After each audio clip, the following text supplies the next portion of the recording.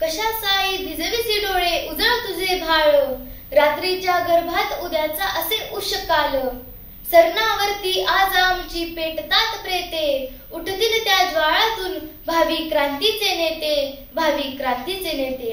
कविश्रेष्ठ कुसुमाग्रजांच्या या शब्दांनी मी भारतीय स्वातंत्र्याच्या लढ्यात सहभागी झालेल्या सर्व वीरांना अभिवादन करते आणि मी प्रांजली गणेश भंडारे माझ्या भाषणाला सुरुवात करते.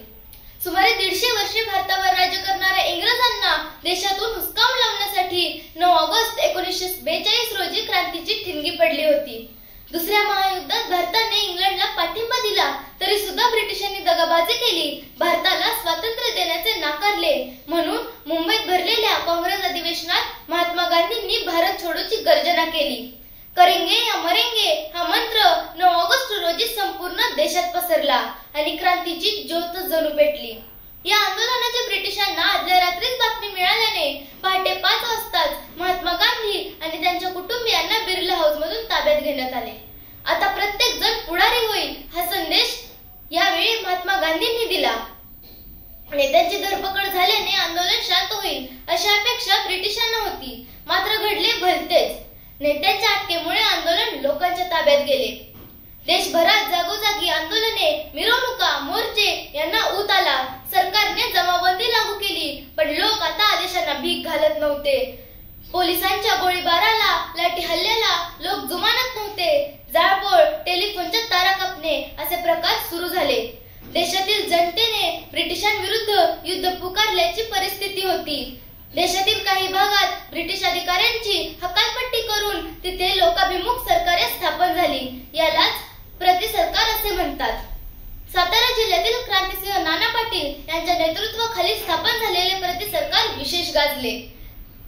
ब्रिटिशांचे नीतिधैर्य खच्ची करण्यात या प्रतिसरकारने महत्वाचा वाटा उचलला. चले जाव चळवळीने आंदोलनाचे स्वरूप धारण केले. स्वातंत्र्य प्राप्तीचे उद्दिष्ट पूर्ण करण्यासाठी लक्षावधी भारतीयांनी असीम त्याग केला. अनेकांनी आत्मबलिदान केले. आंदोलकांची संख्या इतकी प्रचंड होती की त्यांना डांबून ठेवायला देशातील तुरुंगही अपुरे पडले. साने गुरुजींनी लिहिलेल्या देशभक्तीपर गीतात खरा तो एकची धर्म जगाला प्रेम अर्पावे, बलसागर भारत हो विश्वात शोभुनी राहो, स्वातंत्र्याचे आम्ही शिपाई सुखवू प्रियतम भारत माई, चल उचल हत्यार गड्या होऊन हुशार तुला नव्या जगाची आण. तर राष्ट्रसंत तुकडोजी महाराजांनी लिहिलेल्या अरुणोदय झाला देशभक्तीचा जागर, उठा उठा बांधवांनो आता नाही यावर, सूर्य मावळला अंधार पसरला देशासाठी प्राण वेचण्याची वेळ आली, उठा उठा बांधवांनो आता नाही यावर. तर अशा राष्ट्रभक्तीपर गीतांनी आंदोलकांचा उत्साह वाढवला. या राष्ट्रव्यापी आंदोलनाला ऑगस्ट क्रांती दिन असे म्हटले जाते. भारतीय जनता आता आपल्या विरोधात गेली असून आपण फार काळ राज्य करू शकणार नाही याची जाणीव ब्रिटिशांना झाली आणि आंदोलनाच्या 5 वर्षानंतर म्हणजेच 15 ऑगस्ट 1947 रोजी आपला भारत देश ब्रिटिशांच्या तावडीतून स्वतंत्र झाला.